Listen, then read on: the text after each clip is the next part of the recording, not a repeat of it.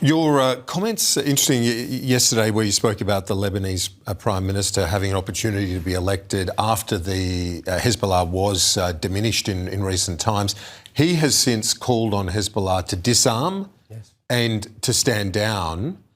How do you look at that relationship right now on your northern border of Israel's northern border? Because quite frankly, there are many within Lebanon who would like to see Lebanon weaken, Hezbollah weakened even further. Yes, Hezbollah is a proxy of Iran serving Iranian interests instead of Lebanese interests. They're not serving the Lebanese people in any way. They're just bringing harm and death and devastation to Lebanon, to Israel, to the entire environment.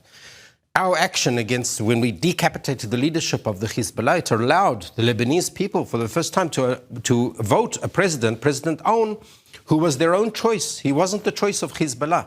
So there is an opportunity. We wish for peace with Lebanon, but we need to demilitarize Hezbollah for that to happen. Yeah, indeed. And many, as you know, in Lebanon wish for peace with Israel as well. That's a widespread, widely held view. I want to ask you about the position of the Australian government, very strongly supporting the strikes, but the UK, France and others saying, really focusing on the need for diplomacy right now.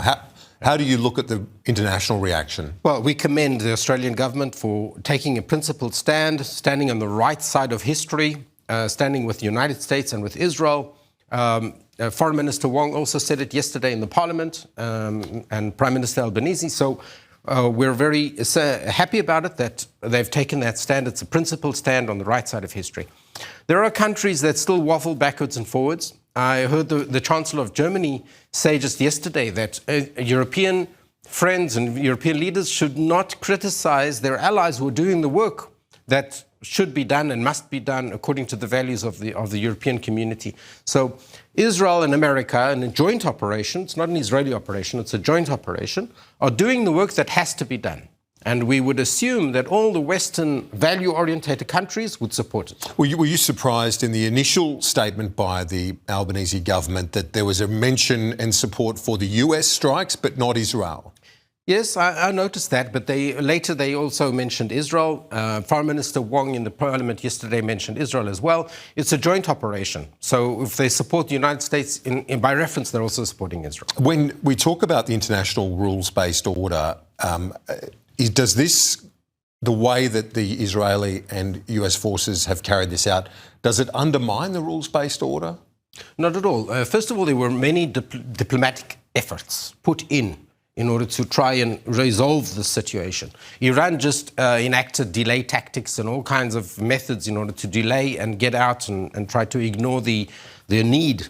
There were existential threats coming out of Iran which needed to be removed.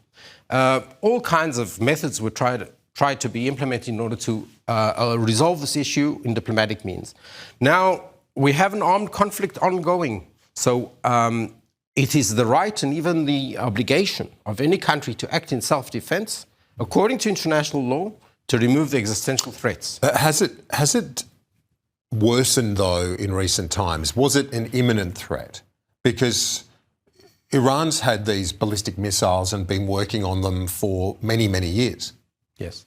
I'll tell you why it was time sensitive. There were two or three aspects that were developing according to our intelligence sources.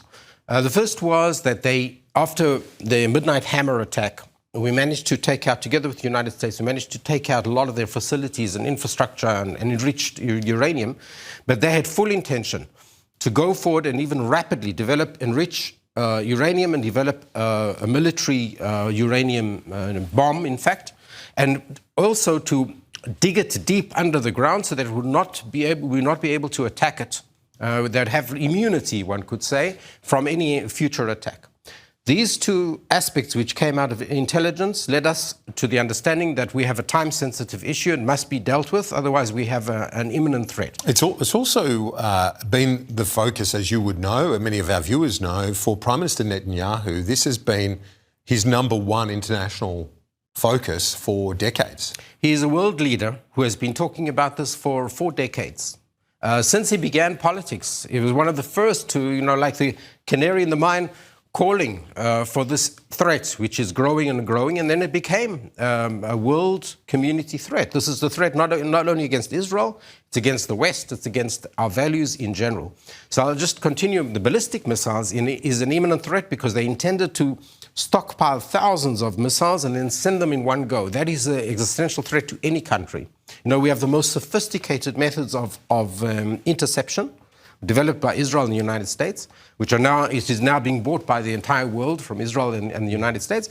But these methods cannot handle thousands of rockets coming at the same time. That's why we see some of the attacks that have succeeded in Israel and United States.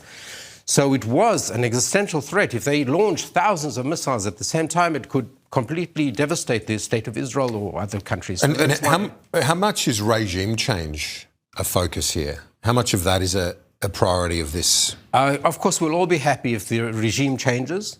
I don't think anybody in the West should cry about that. But it's not the full objective. That's up to the Iranian people. The objective is to remove existential threats, which is the ballistic missiles and the nuclear aspect. It's up to the people of Iran to vote in their leadership. Finally, I'll let you go. I would be remiss of me not to ask you about the rise of anti-Semitism in Australia. We have a Royal Commission underway in the wake of the Bondi atrocity, yes, which shocked many around the world, certainly in Australia and Israel. Yes. You've come here now at a time where the bilateral relationship has been at a low point. How do you want to see Australia-Israel relations over the next 1, 2, 3 years? Well, two different topics. I'll separate them.